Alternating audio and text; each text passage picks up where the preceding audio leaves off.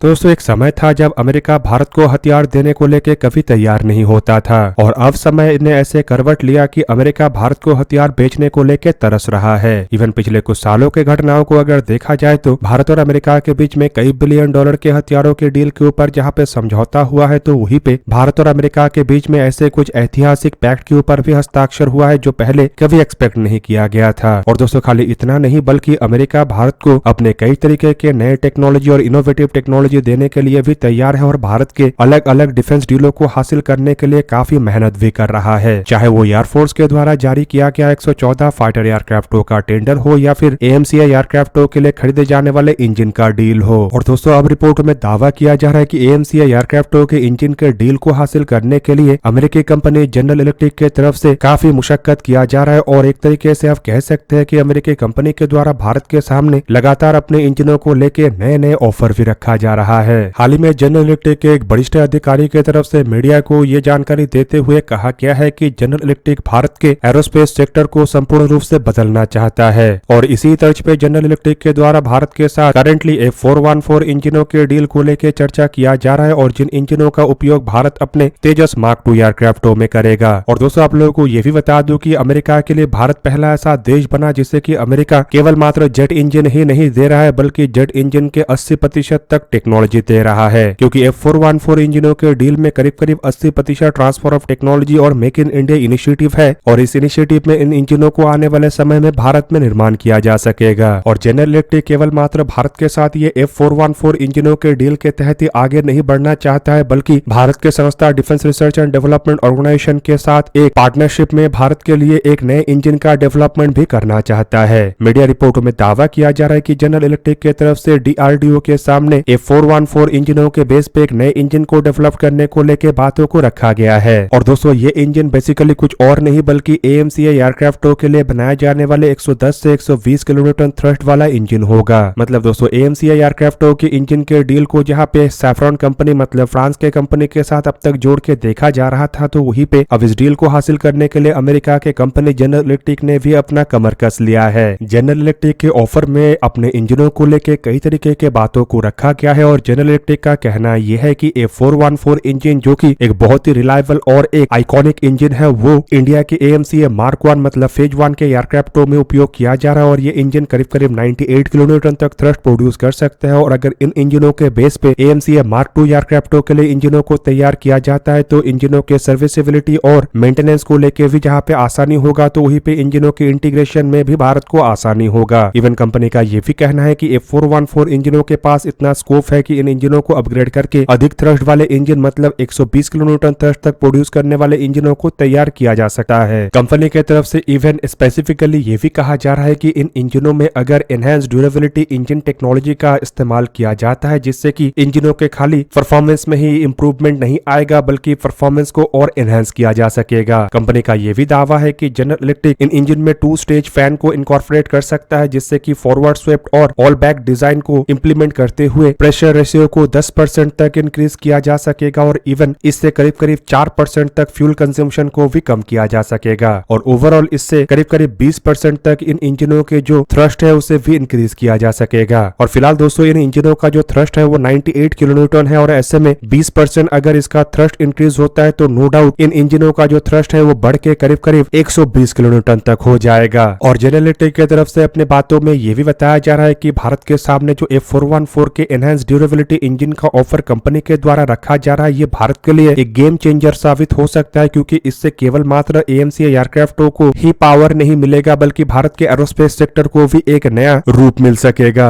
Even दोस्तों इसके अलावा जनरल इलेक्ट्रिक के तरफ से इन इंजनों को खाली भारत के साथ बनाने को लेकर ही बातों को नहीं रखा जा रहा है बल्कि इंजनों के टेस्ट और सेफ्टी को भी इंश्योर करने को लेकर अपने बातों को रखा जा रहा है जो कि दर्शाता है कि किस तरीके से जनरल इलेक्ट्रिक कंपनी के द्वारा भारत के डील को हासिल करने के लिए अपना प्रयास चलाया जा रहा है और किस तरीके से अमेरिका भारत के डील को हासिल करने के लिए उत्सुक है। हालांकि दोस्तों इस डील को हासिल करना जनरल इलेक्ट्रिक जैसे कंपनी के लिए शायद इतना आसान ना हो क्योंकि भारत के सामने ऑप्शन के रूप में जनरल इलेक्ट्रिक के F414 जैसे इंजनों के अलावा फ्रांस के ऑफर और ब्रिटेन के रोल्स रॉयस कंपनी के ऑफर भी है। और दोस्तों फ्रांस और ब्रिटेन के द्वारा तो संपूर्ण रूप से नए इंजन को ही भारत के लिए तैयार करने को लेकर ऑफर रखा जा चुका है। हालांकि जनरल इलेक्ट्रिक अपने पुराने इंजनों के बेस पे ही मॉडिफाइड वर्जन भारत को देने का बात कर रहा है जो शायद जनरल इलेक्ट्रिक के लिए उतना फायदेमंद बंद ना हो। पर दोस्तों यहाँ पे तेजस मार्क 2 और AMCA मार्क 1 जैसे एयरक्राफ्टों में जनरल इलेक्ट्रिक के ही F414 इंजनों का उपयोग करने के वजह से एक तरीके से ये जो ऑफर है ये भारत के लिए आकर्षणीय तो हो सकता है, लेकिन भारत जिस तरीके से तेजस मार्क 2 एयरक्राफ्टों के लिए एक अपग्रेडेड और नए इंजन चाहता है और उसमें अधिक थ्रस्ट के साथ साथ आने वाले समय में थ्रस्ट को और इंक्रीज करने का क्षमता होगा, वही असल में सबसे बड़ा कंसर्न का बात है। और दूसरी तरफ अमेरिका जिस तरीके से डिफेंस प्रोजेक्टों में आने वाले समय में हाथ खींच लेता है और धोखा देता है, वो भी भारत के लिए अमेरिका के साथ ऐसे किसी भी डील को आगे बढ़ाने से पहले एक बहुत बड़ा सोचने का विषय है। जबकि इसके अलावा अमेरिका कभी भी किसी देश के साथ इंटेलेक्चुअल प्रॉपर्टी राइट शेयर नहीं करता है और मुझे नहीं लगता है कि अमेरिकी गवर्नमेंट की तरफ से इंटेलेक्चुअल प्रॉपर्टी राइट को लेकर किसी भी तरीके का कोई कॉम्प्रोमाइज किया जाएगा। अब दोस्तों एक तरफ जहां पे जनरल इलेक्ट्रिक भारत के जेट इंजन को डील को हासिल करने को लेकर प्रयास चला रहा है, तो वहीं पे दूसरी तरफ भारत अपने खुद के जेट इंजन को तैयार करने को लेकर भी अपना कमर कस चुका है। आप लोगों को पता ही होगा कि भारत की तरफ से ऑलरेडी कावेरी इंजनों के ड्राई वेरिएंटों को लेकर एक बड़ा सफलता हासिल किया जा चुका है और इन इंजनों के फर्दर टेस्टिंग के लिए कुछ और प्रोटोटाइपों का निर्माण किया जा रहा है और इन प्रोटोटाइपों के निर्माण का जो जिम्मेदारी है वो गोदरेज एरोस्पेस के